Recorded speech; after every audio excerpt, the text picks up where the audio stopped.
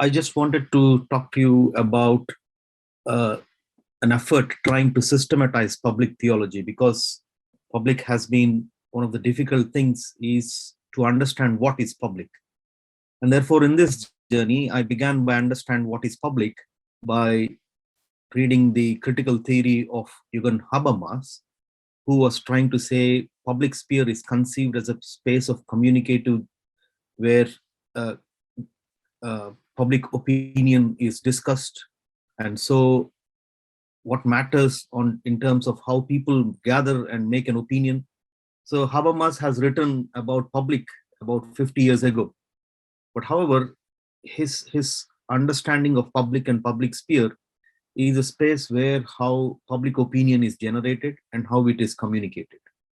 And over the period of time, it has also been about 40 years since public theology journeyed, ever since Martin Marty, who started to understand what public theology is.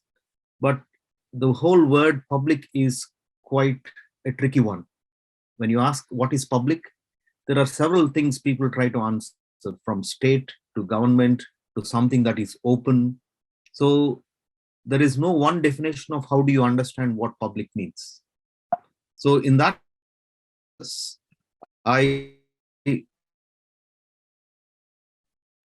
have picked upon this quote from George Zechariah, who is an Indian theologian, but who has offered a framework to understand what public theology means. And he says public theology is of many voices, but he particularly says there are three projects that public theology tries to attend to. One is a project of reimagining the institutionalized church as a public sphere, a public-oriented church. And secondly, he says about the public character of the theological discourse, speaking public theological discourse by identifying the common criteria of truth the theology might share with other disciplines.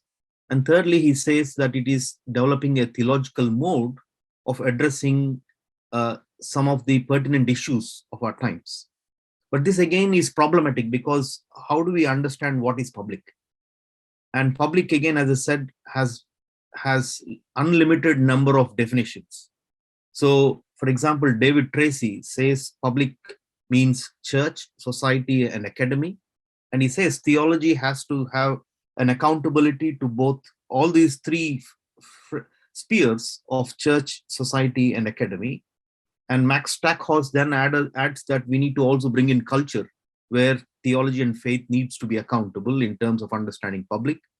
But Sebastian Kim, in his book on theology in the public sphere, he offers us 6 dimensions of how do you understand public. And he says public is state, media, market, religious communities, civil societies, and academics. So in all of this, all I'm trying to say is there is an ambiguity in the whole understanding of what is public. So if you engage in a public theology, the question that we need to ask is what is public about public theology, and what is theological about such a theology?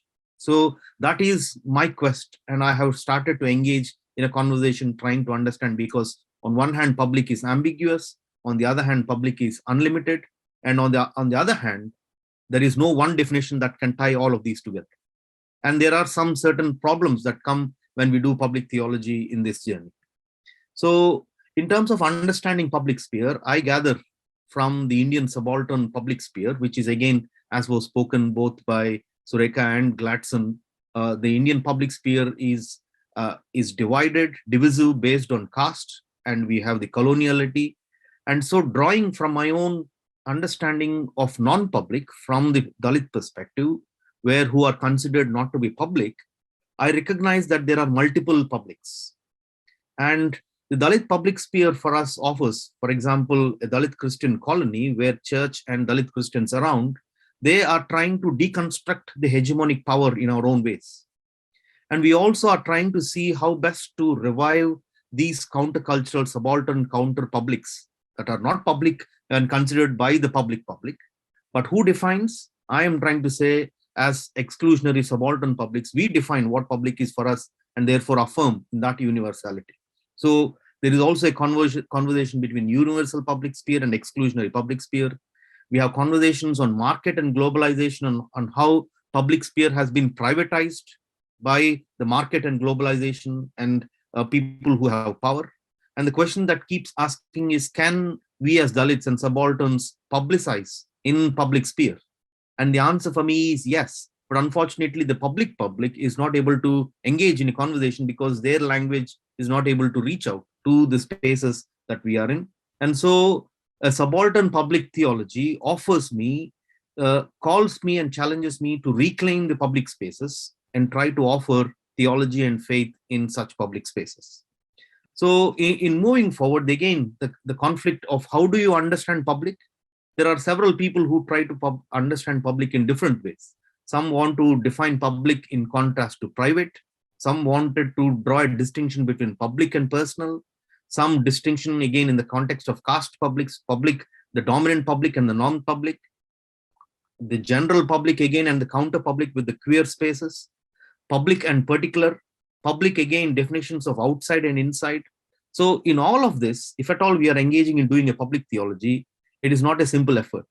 It is complex, it is ambiguous, and there are more layers that needs to be addressed in tying the knots together. So therefore, I have when I made an inquiry into public theology, I see that this has not been systematized, and therefore public theology gets more complex in trying to understand what it is. So as far as I have made an inquiry and I did an appraisal of public theology, I have recognized that public theology has been desystematized. The reason why I say it has been desystematized, one, all projects of public theology have thus far either been faith reflections on public issues like secularization, globalization, religious fundamentalism, and have been specific faith interventions on particular contemporary issues like climate change, interfaith issues, elections, controversies on the Danish cartoons. So all I'm saying, if there is a public issue, we are trying to make a faith response, and then we call it a public theology. So the difficulty then is anything under the sun becomes public theology. So there are two ways of trying to say that public theology is everybody's theology and nobody's theology. So therefore, all I was trying to say is that public theology has been desystematized.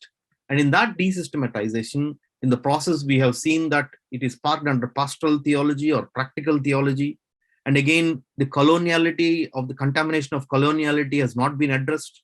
And so all I'm trying to say, there is a call for us to systematize. And when doing it, you can then draw a distinction between liberation theology, political theology, and public theology, because there is the critique on public theology today, you are subsuming the political and the liberation theology in public theology. So in order to move forward, I was bringing the definition of Graham Ward, who says what is theology, and what is theology? Discourse in God and discourse from God, discourse to God. So if public has to be brought together, we need to offer that it is about communication, it is about representation, it is about God, and it is about public. And if we can tie all of them together, we can engage in doing a systematic public theology. So public theology has to engage with representation, it has to engage with public, it has to engage with God, and it has to engage. And in my thesis, I have offered liturgy to be a clue to understand this one, but due to lack of time, I need to stop there to say that public theology can be done through narratives, through stories, through testimonies, and a subaltern public theology will be a way forward in its attempt to systematize, to do a systematic public theology. Thank you very much. Thank you so much, Raj. I think we could have listened to both of you speak for way more than 10 minutes. You have so much of value to say. Thank you. I'd like to invite Shingi now to come and offer her response to the presentations that Angel and Raj have offered to us today. So Shingi, over to you. Thank you very much, Alex. And again, I'll agree with you. These were very interesting papers, and we could have listened much longer. I will give my own reflections or the triggers, because it's mostly about what is triggered when I listen to both Angel and Raj. And I think it's ironic that you are talking about an attempt to systematize public theology because you think it has been desystematized. And my reflection on that, I was thinking, because I always wonder why we love to have prescriptive theology. And I know it's the tendency because systems make sense. You know, systems, I think they're also self-perpetuating, like structures. Things just get into a structure. And maybe with the liberation enterprise itself, that's why maybe it dies, because we have liberation.